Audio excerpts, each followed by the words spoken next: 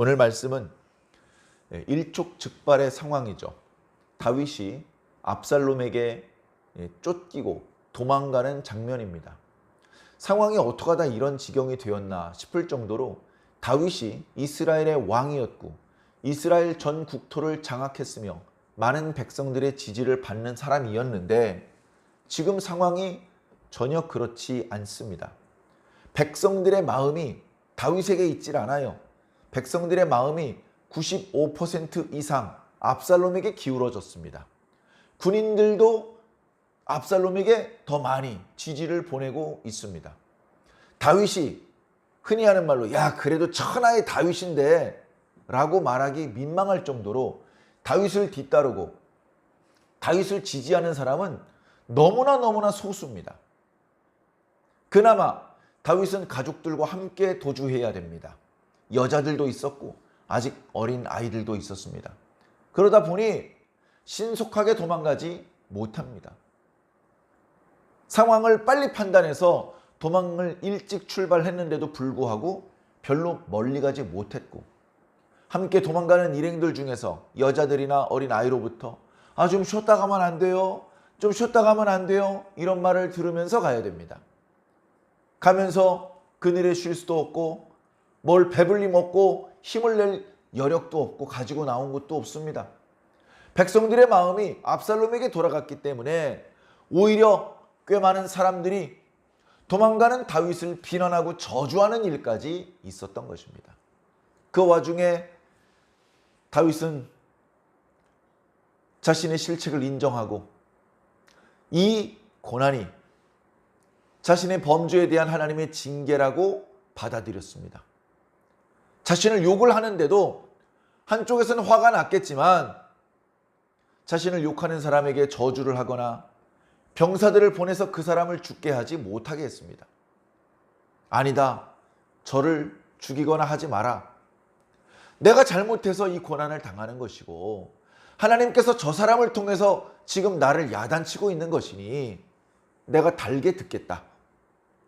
그런 겸손한 모습, 성숙한 모습을 보여주었습니다. 물론 압살롬은 그렇지 못했습니다. 압살롬은 꽤 오래전부터 반역을 준비했고 웬일인지 일사천리로 반역이 성공적으로 진행이 되었습니다. 매우 짧은 시간 동안에 12지파 이스라엘 백성들의 마음을 모두 사로잡을 수 있었고 군대를 장악할 수 있었습니다. 막말로 대세가 기울자 매우 빠른 속도로 유다 지파의 귀족들과 이스라엘 지파의 족장들과 군대의 지휘관들이 다윗이 아니라 압살롬을 지시하고 나섰던 것입니다. 그리고 처음에는 드러나지 않았던 압살롬의 모사꾼 아히도벨이 있었는데 그의 모략은 하나님의 선지자가 하나님께 받은 묵시처럼 그가 말한 그대로 다 이루어지는 정도로 뛰어난 모사꾼이었습니다. 그래 그동안 어떻게 이렇게 지혜롭게 처신할 수 있었지? 싶었는데 보이지 않게 꽤 오래전부터 압살롬은 아히도벨과 함께 의논하면서 이 반역을 준비했던 것 같습니다. 그래 오늘 말씀에 다윗이 도망가는데 다윗이 얼마 도망 못 가요. 다윗이 다윗성에서 내려와서 기드론 시내를 건너고 감람산을 넘어서 쉬지 않고 걷고 또 걸어가지고 요단 강가에 이르렀습니다. 요단 강가입니다. 강을 건너는 건 쉬운 일이 아닙니다. 강을 건너다가 힘들다고 중간에 쉴 수 없습니다. 강은 건넜으면 아무리 힘들어도 멈추지 않고 반대편까지 계속해서 가야 됩니다. 그렇기 때문에 장정도 강을 건널 일이 있으면 잠깐 그 강을 건너기 직전에 나루터에 앉아서 숨을 고릅니다. 힘을 비축하고 일단 첨벙하고 들어갔으면 마지막 순간까지 힘을 내서 건너가야 됩니다. 그래 그동안 쉬지 않고 피난해 왔기 때문에 가족들이 지쳤을 뿐 아니라 다윗도 지쳤습니다. 다윗도 이제 더 이상 청년 다윗이 아니에요. 10년 동안 사울의 칼날을 피하여 도망다녔던 다윗은 20대였습니다. 20대의 다윗, 그리고 그 20대의 다윗과 함께 전장을 누볐던 여러 용사들, 많이 먹어야 30대였죠 그때는. 그런데 지금은 그 30대의 용사가 50대, 60대가 되었습니다. 다윗의 나이도 50을 훌쩍 넘겨서 60을 바라보게 되었습니다. 어쩌면 저랑 나이가 비슷했는지도 모르겠습니다. 젊었을 때 한참 기운이 뻗치는 단계는 지나갔습니다. 가장 강력하고 가장 민첩하고 가장 영특했던 시기는 지나갔단 말입니다. 가족들을 핑계 삼아 아이고 여자애들이 어린애들이 피곤하니까 쉬는 거야. 그게 아니고 자기도 피곤합니다. 자기도 쉬고 싶습니다. 사실은 자기도 목말라요. 사실은 자기도 벌렁 누워버리고 싶습니다. 그런데 그럴 수가 없습니다. 여기서 조금 쉬면서 쉬엄쉬엄 도망갈 수 있는 것인지, 빨리 힘을 내서 강을 건너가야 안전한 것인지 전가를 기다리고 있었습니다. 전가를 기다리고 있었습니다. 상황이 다윗에게 좋은 상황이 결코 아닙니다. 지금 다윗이 전가를 기다리는 곳과 압살롬과 그의 세력이 있는 예루살렘 사이에는 별로 거리가 멀지 않아요. 막 이틀 3일 추격해야 되는 거리가 아닙니다. 말을 타고 가면 서너 시간이면 따라잡을 수 있는 거리입니다. 다윗이 거기서 숨을 돌리고 있는 것을 알았다면 지체 없이 쫓아갔을 겁니다. 바로 다윗의 멱살을 잡고 다윗의 목을 쳤을 겁니다. 그러나 다윗이 거기 있는 걸 모르니까 자, 이제 그럼 우리 이제부터는 뭘 어떻게 하면 좋소? 하면서 모사꾼들에게 물어보는 겁니다. 아히도벨이, 전에도 한번 말씀드렸지만 아히도벨의 손녀가 밧세바입니다. 자기 손녀를 다윗 왕이 간음했던 그런 일 때문에 다윗 왕에 대해서 악감정이 있었던 아히도벨은 자신이 가지고 있는 그 모략을 다윗을 위해서 쓰지 않고 압살롬을 위해서 씁니다. 다윗을 죽이고 싶은데 자기 힘으로 죽일 수 없잖아요. 다윗을 어떻게 죽여요? 최고 권력자인데. 그러나 압살롬이 반역에 성공했기 때문에 압살롬의 이름으로 압살롬의 군대를 이끌고 가서 다윗을 죽일 수 있습니다. 아히도벨도 이스라엘 사람이었기 때문에 이 일에 관련이 없는 이스라엘 백성들을 많이 도륙하는 것은 아히도벨도 원하는 것이 아니었습니다. 그래서 오늘 말씀 첫 구절에 그렇게 얘기를 하는 겁니다. 왕이시여, 저에게 1만 2천 명을 선택해서 그 특공대를 이끌고 다윗을 죽이러 갈 수 있도록 명을 내려주시옵소서. 12,000명 가지고 되겠습니까? 충분합니다. 빨리 특공대를 모아서 빨리 추격을 시작해야 됩니다. 다윗은 급히 도망갔기 때문에 제대로 채비를 하지 못했습니다. 다윗은 나이가 많습니다. 아녀자들과 어린아이들까지 데리고 피난을 하고 있습니다. 그들은 이미 지쳤을 겁니다. 어디선가 쉬고 있을 것입니다. 그들이 기력을 회복하기 전에 우리가 1만 2천 명을 끌고 가서 막 소리를 지르면서 겁을 주면 다윗을 지키려고 모여있던 백성들은 도망갈 것입니다. 다윗 혼자 외톨이처럼 버려질 것입니다. 그러면 제가 다윗을 죽이겠습니다. 다윗이 죽었다는 소문이 퍼지면 모든 이스라엘 사람들의 마음은 압살롬에게로 기울 것입니다. 그 이야기를 듣자 이스라엘 모든 장로들이 즐거워했습니다. 야, 기가 막힌 모략이다. 야, 이번 반역은 성공하겠어. 그대로 됐으면 다윗은 틀림없이 죽었습니다. 그런데 압살롬이 뜻밖의 말을 합니다. 오래전부터 반역을 모의했던 아히도벨을 철석같이 믿지 않고 며칠 전에 들어온 후세에게 물어보자. 후세도 불러봐라. 그의 의견도 들어보자. 후세요, 지금 아히도벨이 빨리 특공대를 조직해서 재빨리 다윗을 추격하라고 말을 하는데 네 생각은 어떠냐? 후세는 처음부터 좋은 모략을 압살롬에게 말하기 위해서 온 게 아닙니다. 그럴싸한 모략이지만 좋지 못한 모략. 다윗을 죽이려는 모략이지만 사실은 다윗에게 도망갈 시간을 벌어주는 모략을 말해주러 온 것입니다.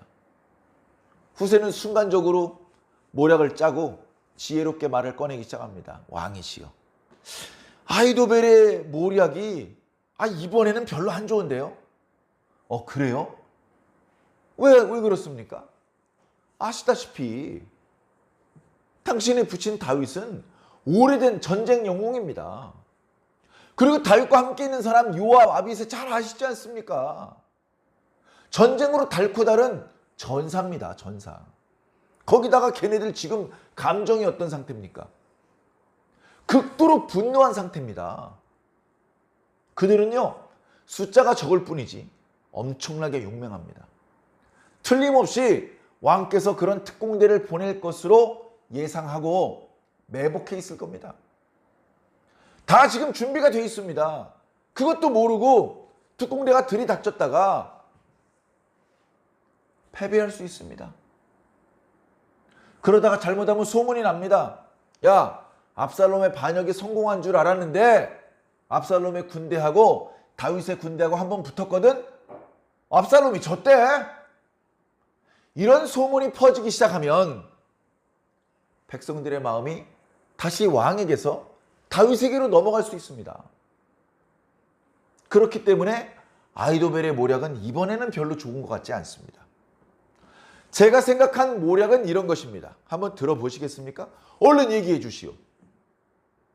그렇게 소수의 특공대를 보낼 것이 아니라 단에서부터 브엘세바까지 이스라엘 전국에서 구름대와 같은 군대를 모집하십시오. 얼마나 이스라엘 백성들의 마음이 왕에게 돌아갔는지 다윗이 낙심하게 될 것입니다. 그리고 그 어마어마한 병력으로 다윗이 있는 곳으로 진격하십시오. 진격하는 것만 가지고도 다윗과 그의 용사들은 두려워할 수밖에 없고 전의를 상실하게 될 것입니다. 그래서 그들을 포위해서 다윗을 지지하는 사람은 다윗과 함께 모두 몰살시켜버려야 됩니다. 그들이 만약에 든든한 성에 들어가서 숨어버린다면 그 성을 큰 밧줄로 똘똘 뭉쳐가지고 이스라엘 12지파가 모두 나와가지고 그 성을 잡아당겨서 강속에 빠뜨려버립니다. 다윗을 숨겨준 그 성에 돌멩이 하나도 보이지 않게 전부 다 강속에 잠궈버리면 이제 이스라엘은 당신의 발 아래 굴복하게 될 것입니다. 이런 모략을 낸 거예요. 차이점은 뭐냐 하면 소수의 인원으로 빨리 추격해서 다윗만 죽인다. 이거하고 엄청나게 큰 군대를 동원해서 서서히 추격해서 포위를 해가지고 다윗과 또 다윗을 지지하는 모든 사람을 죽인다. 이 차이예요. 이 차이. 자, 후세가 이런 계략을 말하니까 조금 전에 아히도벨의 모략을 들으면서 야, 정말 기가 막힌 모략이야. 이번에도 정말 대단해. 라고 말했던 사람들이 뭐라고 말합니까? 우와! 후세의 모략이 아히도벨의 모략보다 더 뛰어난 모략이다. 마음이 전부 다 후세의 모략으로 돌아가게 만들었어요. 그러면서 오늘 본문 말씀의 가장 중요한 표현이 거기 나타납니다. 14절입니다. 압살롬과 온 이스라엘 사람들이 이르되 아렉 사람 후세의 계략은 아히도벨의 계략보다 낫다. 왜 이런 평가를 사람들이 내렸다고요? 이는 여호와께서 압살롬에게 화를 내리려 하사 아히도벨의 좋은 계략을 물리치라고 명령하셨습니다. 사실은 누구 계략이 좋다는 거예요? 아히도벨의 계략. 실제로 다윗은 지쳐 있습니다. 다윗과 함께한 사람은 낙심천만입니다. 그대로 12,000명이 아니라 1200명만 달려들어도 항복할 수밖에 없습니다. 다윗은 꼼짝없이 죽은 목숨입니다. 그래 아히도벨의 예상이 적중했고 아히도벨의 모략이 가장 다윗을 위태롭게 할 수 있는 모략입니다. 반면 후세의 모략은 멋있어 보이지만 결국은 뭡니까? 다윗이 도망갈 수 있는 시간을 벌어줬어요. 자, 그 뒤에 이어지는 구절을 보면 후세가 조용히 사독과 아비아달 제사장을 찾아갑니다. 여보시오, 지금 긴급 상황이요. 지금 아히도벨이 이런 모략을 압살롬에게 말했어. 그래서 나는 이런 모략을 말했어. 내가 약간 시간을 벌어주긴 했지만 어차피 이제 곧 다윗 왕을 추격하는 일이 시작될 것이요. 그러니 빨리 나루터에서 소식을 기다리는 다윗 왕에게 전가를 보내시오. 전가를 보내서 이 밤에 나루터에서 잠자지 말고 밤이 늦었지만 빨리 요단강을 건너가라고 하시오. 그렇게 얘기를 합니다. 그래가지고 뒤에 이어지는 내용을 보면 그 소식이 다윗에게 전해지는 것도 쉬운 일이 아니었습니다. 이 두 제사장이 어떤 이름이 알려져 있지 않은 여종에게 얘기를 합니다. 야, 우리 아들들 어디 숨어 있으니까 너희는 가서 이런 예를 전달해 주어라. 알겠습니다. 해가지고 여자가 그 아들들 숨겨놓은 곳으로 갑니다. 여자가 뭐 물동이 하나 들고 왔다 갔다 하니까 뭐 의심하지 않죠. 거기서 숨어서 지내고 있었던 사독과 아비아달 제사장의 아들들에게 소식을 전합니다. 아, 그래? 그런 상황이야? 그럼 우리 빨리 가서 다윗 왕에게 이 사실을 알려드려야 되겠다. 해가지고 나오는데 압살롬의 신복들한테 들킵니다. 그래가지고 야, 이거 큰일 났다. 잘못하면 다윗 왕의 위치가 노출될 수 있으니 우리 빨리 숨자. 해가지고요, 우물로 들어갔어요. 우물로 들어갔더니 그 집의 여인이 도와줍니다. 우물 뚜껑을 덮어줘요. 뚜껑, 소쿠리 큰 거 뒤집어 놓고 그 위에 찌은 곡식을 널어놔요. 곡식을 을에 말리지 않습니까? 우리 미나리 같은 것도 말려 먹는 것처럼 그렇게 해놓으니까 그 사람들이 돌아다니면서 봐도 없어. 우물 안에 숨어 있을 것이라는 생각을 할 수가 없어. 거기 곡식들을 널어놨기 때문에. 그러니까 물어봅니다. 여기 아무개 안 지나갔냐고? 아, 그 두 사람 저쪽으로 가가지고 소리를 들어보니까 요단강을 건너가는 것 같던데? 근데 안 건너갔어. 우물 속에 있어요. 알았어. 해가지고 요단강가에 가보니까 어디로 건넜는지 발자국도 이제 안 보이고 찾을 수가 없는 거예요.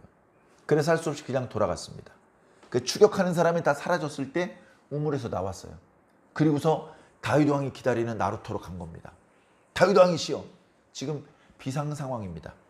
지금 압살롬의 모사꾼 아히도벨이 이런 모략을 냈습니다. 그대로 시행했다가는 왕께서 위험하십니다.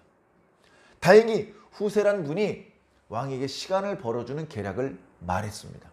그래도 시간이 그렇게 많은 것이 아니니 오늘은 여기서 주무시지 말고 좀 힘들고 피곤하시겠지만 이 밤에 요단강을 건너셔야 됩니다. 다윗이 피곤했지만 자신에게 목숨을 걸고 전가를 전해준 사람들에게 고맙다고 하면서 자신과 함께한 사람들에게 건너가자고 말을 합니다. 피곤하지만 지금은 건너야 되는 거예요. 그래가지고 깜빡 잠든 아내와 아기들을 깨웁니다. 야야, 안 돼, 일어나 해가지고 그 밤에 그 요단강을 건넙니다. 꽤 시간이 많이 걸렸겠죠. 그러나 지체할 수가 없었습니다. 힘들다, 아프다, 피곤하다, 졸리다, 뭐 여러 가지 불평이 막 터져 나왔을 겁니다. 그러나 조금만 참어, 건너가면 쉴 수 있어, 건너가면 아빠가 맛있는 거 줄게 하면서 겨우겨우 달라서 그 밤에 아침에 해가 뜨기 전에 요단강을 건넌 겁니다. 그렇게 하지 않았으면 순식간에 잡히는 거예요. 자, 다행히 이제 다윗은 도망쳤습니다. 그 뒤에 아히도벨이 소식을 들었습니다.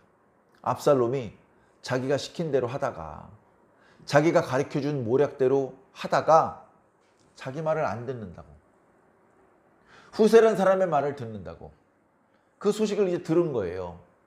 빨리 특공대 1만 2천 명을 선발해가지고 빨리 뒤쫓아가가지고 다윗을 잡아야 되는데 다윗에게 도망갈 시간을 줘버렸으니 이번 반역은 실패하겠구나, 그런 것을 직감하고 압살롬이 붙잡았는데도 불구하고 저 고향으로 내려갑니다.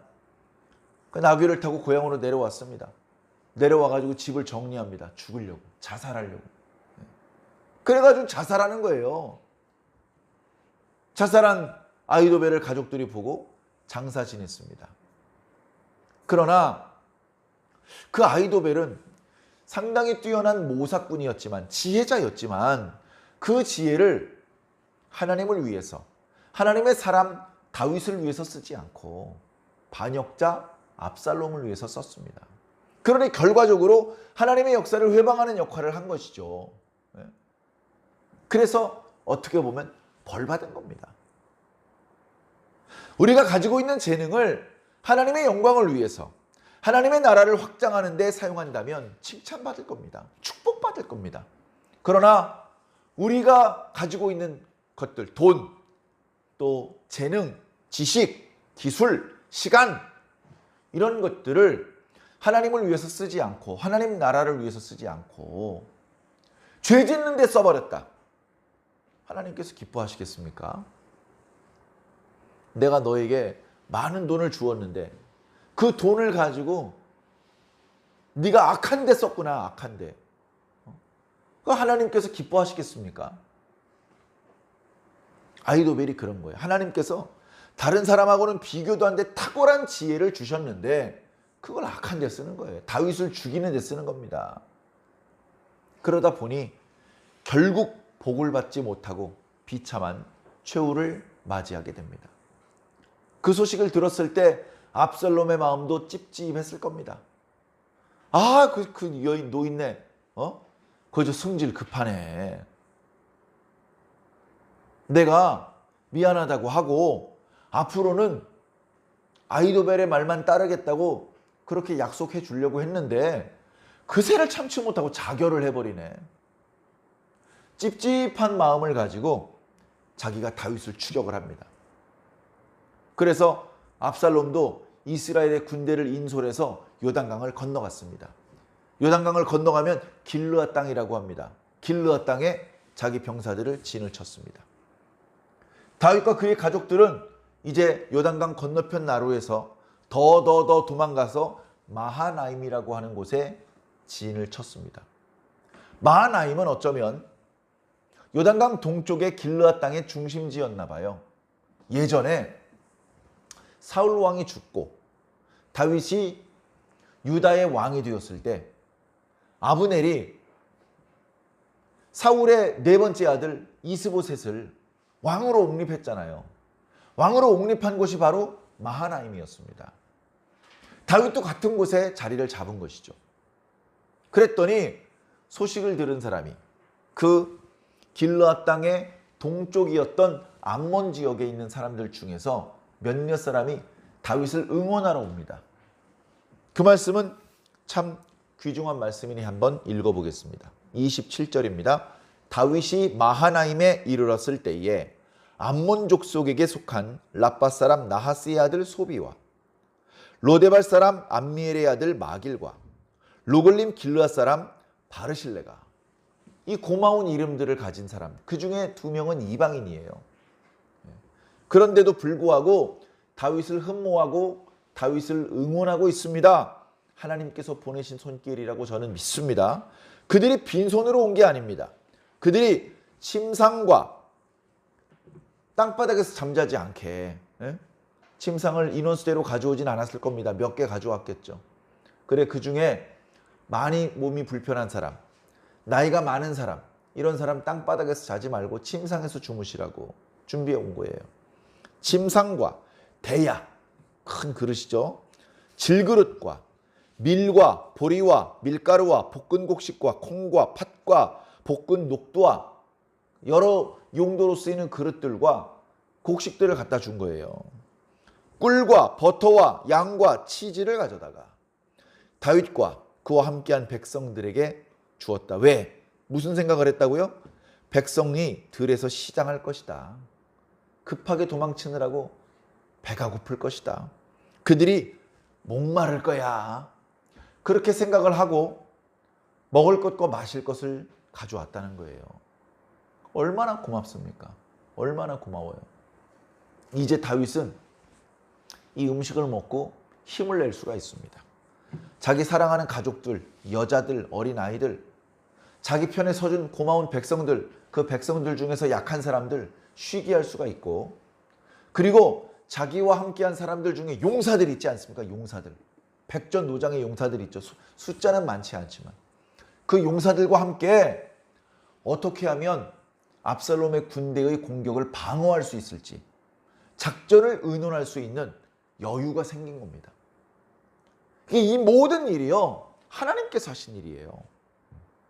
다윗이 범죄했어요. 다윗이 범죄 때문에 이 사단이 일어난 겁니다.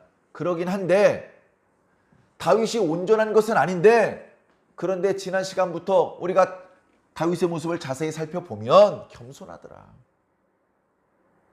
자기가 욕을 당하고 자기가 고난을 당하는 것을 분통을 터뜨리고 억울해하지 않고 자기 죄를 알고 회개하는 마음으로 그 고생을 달게 받더라. 자기를 욕하는 사람도 해코지하지 않고 그 욕을 달게 듣더라.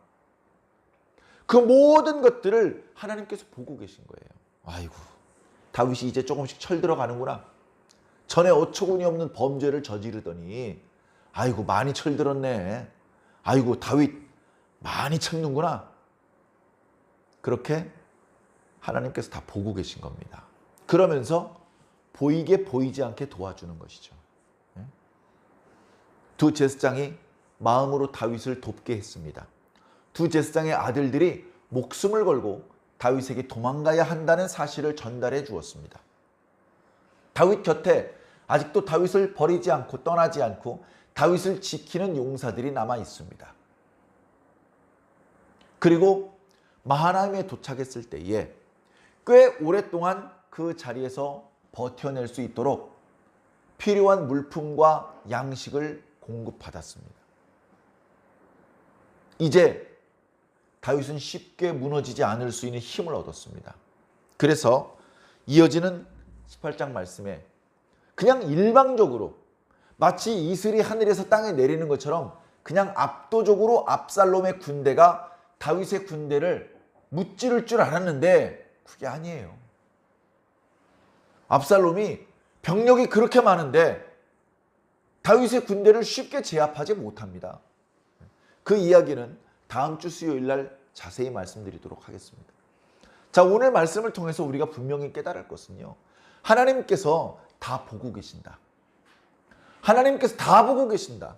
우리가 기도를 하는지 안 하는지, 예배를 드리는지 안 드리는지, 큐티를 하는지 안 하는지, 헌금을 하는지 안 하는지, 봉사를 하는지 안 하는지, 전도를 하는지 안 하는지, 하나님 앞에 진심인지 아닌지 다 보고 계신다. 다 보고 계신다. 우리가 잘할 때도 보고 계시고요, 잘 못하는 것도 보고 계십니다.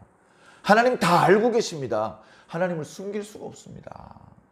내가 소리내지 않고 입을 다물고 마음속으로 생각한 건 하나님 모르시겠지? 아십니다. 아신다고요. 하나님을 속일 수가 없습니다. 그래서 우리는 하나님께서 보시는지 안 보시는지 잘 안 느껴지지만 평소에 정직하게 살아야 됩니다. 생각하는 것도 정직하게, 말하는 것도 정직하게, 행동하는 것도 정직하게. 하나님께서 다 보신다니까요. 그 정직하게 행하는 자에게 복을 주시는 거예요. 복을 주신다고요. 오늘 말씀에 보니까 하나님께서 다윗 편 들어주는 게 역력합니다.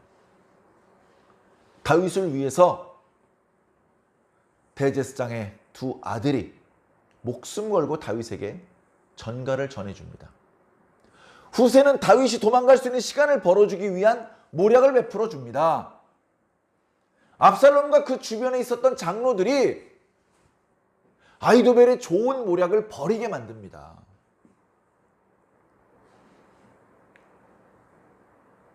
제사장들의 아들이 도망갈 때도 여인이 돕게 만드시고, 요단강을 건너간 이후에 암몬 쪽에서 도와주는 도움의 손길들이 답지합니다. 이 모든 것들이 하나님께서 도와주시는 거예요. 하나님께서. 다윗을 도와주셨던 하나님께서 우리는 안 도와주시겠습니까? 하나님은 다윗을 돕는 분이지 솔로몬을 돕는 분은 아니야. 예수님도 안 도와주셨는데 뭐. 그렇게 생각하십니까? 그럴 거면 교회 뭐하러 나옵니까? 그렇지 않습니다. 하나님께서 도와주십니다. 다 보고 계시고 다 듣고 계신 하나님께서 적절한 때 도와주십니다. 하나님께서 아세요. 우리는 몰라. 우린 몰라. 하나님께서 뭘 아시냐면요. 언제 우리를 도와주셔야 되는지를 알아요. 두 번째, 어떻게 우리를 도와주셔야 되는지 알아요. 어떻게 우리를 도와주셔야 되는지. 옛날에 어떤 목사님이 설교 중에 이런 말씀을 하셨답니다. 여러분, 하나님께서 우리 기도를 다 듣고 계십니다. 특히 100일 동안 목적으로 기도하면 그 기도는 반드시 이루어집니다. 이런 말씀을 하셨다는 거예요. 그 교회 성도 중에 나이 많은 할머니가 있었어요. 등도 살짝 구부러졌고 걸어다니는 게 힘들어. 무릎도 아프고 지팡이를 짚고 다니는데 걸어다니는 게 힘든 어떤 할머니가 있었습니다. 그 할머니가 사는 집하고 교회 사이에는 산이 있어요. 산이. 그래서 산을 넘어갈 수가 없잖아요. 할머니니까. 그 산을 돌아가야 되는데 교회까지 꽤 오랫동안 걸어가야 됩니다. 힘들어요. 무릎도 아프고. 그래가지고 이 할머니가 그 목사님의 100일 기도에 대한 말씀을 듣고 기도를 시작했습니다. 100일 기도하면 되겠구나. 아이고 별거 아니었네. 100일 까짓거 기도하지. 기도합니다. 하나님, 교회하고 저희 집 사이에 산이 하나 있습니다. 그 산을 무너뜨려 주시옵소서. 그 산이 평지가 되게 해 주시옵소서. 그러면 뺑 돌아가지 않고 짧은 길로 교회 갈 수 있지 않겠습니까? 그렇게 기도를 시작한 거예요. 목사님은 자기가 그렇게 설교했는지도 잊어버렸어. 그런데 그 목사님께서 하셨던 설교의 말씀을 그 할머니 집사님이 붙잡고 있는 거야. 100일 기도하면 된다 그러셨어. 30일 동안 기도했어. 50일 동안 기도했어. 50일 동안 기도하기 위해서 얼마나 힘들었겠습니까? 그 먼 길을 산을 돌아가지고 매일 교회 가서 혼자 기도하시는 거예요. 100일 기도하려면. 그래 50일을 기도했는데 산이 이만했으면 이렇게 절반 정도로 낮아져야 되잖아요. 100일 기도하면 완전히 평지가 될 텐데 지금 50일 기도했으니까 높이가 절반 정도로 낮아져야 되는데 산이 하나도 낮아지질 않은 거야. 그래가지고 뭐 신경 쓸 거 없어. 하나님이 보통 분이야. 금방 낮춰주실 거야. 60일 기도, 70일 기도, 80일 기도를 하는데 이렇게 보니까 한 삽도 누가 떠가지고 옮긴 게 없어. 그냥 똑같아. 몰라. 100일 기도라 그러셨어. 100일. 80일 만에 뭐 되겠어? 100일 기도 해야지. 해가지고 90일 기도, 100일 기도를 채웠어요. 정말 진심으로 열정적으로 굳센 믿음으로 기도한 거예요. 그래 그 산이 어떻게 됐냐면요. 그냥 있었어요. 움직이지도 않고 낮아지지도 않고 그냥 그대로 있는 거예요. 처음에 이 할머니가 너무나 속상했습니다. 100일 기도하면 된다 그러셨는데 100일 동안 내가 빠지지 않고 기도했는데 이놈의 산을 그냥 있네. 그런데 집에 와보니까 동네가 시끌시끌합니다. 뭔 일이 이렇게 시끄러워요? 우리 동네 재개발이 된대. 재개발이. 재개발? 그게 뭔데요? 저 오래된 집들 다 부시고 여기 아파트 짓는데. 그럼 난 어디서 살라고? 걱정 마. 할머니는 보상을 많이 받게 생겼어. 그래가지고요. 그 할머니가 살고 있던 집의 본래 가치보다 더 많은 돈을 받았어요. 그래가지고요. 교회 옆집으로 이사 갔어요. 교회 옆집으로 이사 갔어. 얼마나 가까워졌는지 몰라. 산이 낮아진 것보다 더 가까워졌어요. 그러니까 우리는 기도는 할 수 있는데 그 응답이 언제 이루어지는지 몰라요. 어떤 방법으로 나의 기도가 이루어질지 몰라요. 누가 아신다고요? 하나님이 아셔요. 언제 내 기도를 들어주셔야 되는지, 언제 어떤 방법으로 나를 도와주셔야 되는지. 그 할머니는 100일이 지난 다음에 이루어질 줄 알았어요. 그 할머니는 산이 조금씩 깎여서 낮아져서 이루어질 줄 알았어요. 그런데 100일이 지나도 이루어지질 않았어요. 그리고 산은 낮아지지 않았어요.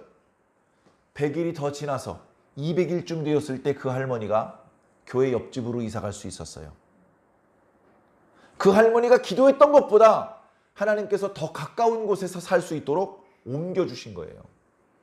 그래서 하나님께서 100일 기도하면 들어주신다더니 정말이네! 만나는 사람마다 자랑을 합니다. 내가 100일 기도했는데 내가 기도한 것보다 더 좋게 이루어 주셨어. 사랑하는 성도 여러분, 왜 이런 일이 일어났느냐? 하나님께서 다 듣고 계시기 때문에 그렇습니다. 하나님께서 다 보고 계시기 때문에 그렇습니다. 그러니 옆에 있는 사람한테 잘 보일 생각하지 말고, 앞에 있는 목사님한테 잘 보일 생각하지 말고 위에 계신 하나님께 잘 보이시기 바랍니다. 목사님은요, 예배 끝나고 여러분들 집에 가면요, 뭐 하는지 몰라요. 네? 여러분들 집에서 뭐 하는지 몰라. 뭐 먹는지 몰라. 하나님은 근데 그것도 아세요. 하나님은 다 알고 있단 말이에요. 목사를 속이는 건 쉬워. 하나님은 못 속여요. 그러니 사람한테 잘 보이려고 하지 말고 하나님께 잘 보이려고 해야 됩니다. 지금 다윗은 누구 잘 보일 사람이 어디서, 자기가 왕인데 더 올라갈 수 없이 최고로 높은 자리까지 이미 올라왔는데 누구한테 굽신거리고 아부를 합니까?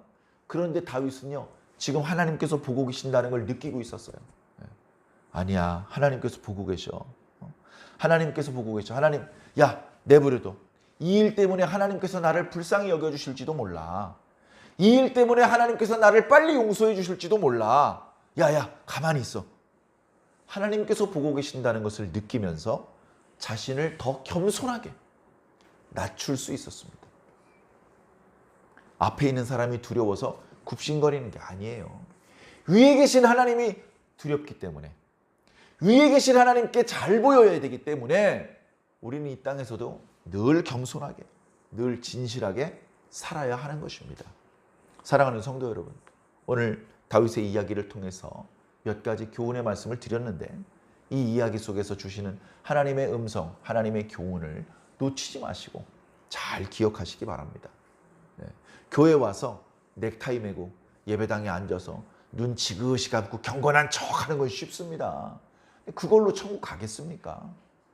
교회 와서도 경건하게 예배 당연히 잘 드리셔야 되지만, 어쩌면 더 중요한 것은 예배 끝나고 집에 가면서 일상생활을 살면서 주님과 동행해야 됩니다. 예배 시간이 아닌 시간에 더 정직하고 성실하게 사는 모습을 보여드릴 수 있어야 된다는 것입니다. 교회에서 목사님이 보실 때만 막 청소하고 봉사하고, 목사님이 안 보시면 걸레 집어 던지고 막 코딱지파고 있고, 만약에 그런 식이라면 하나님을 기쁘시게 할 수 없죠. 하나님 앞에 부끄럽지 않게 성실하게 살다 보면 나의 진심을 옆에 있는 사람도 인정할 수밖에 없을 겁니다. 옆에 있는 사람한테만 잘 보이려고 하면 결국 자신의 부실함이 들통날 수밖에 없고 하나님께는 아무런 칭찬도 받을 수 없게 되는 것이죠. 사랑하는 성도 여러분, 하나님을 늘 마음에 의식하면서 그 하나님과 소통하면서 대화를 나누면서 그 하나님의 뜻대로 성실하게 살아주시기를 예수님 이름으로 간절히 축원합니다.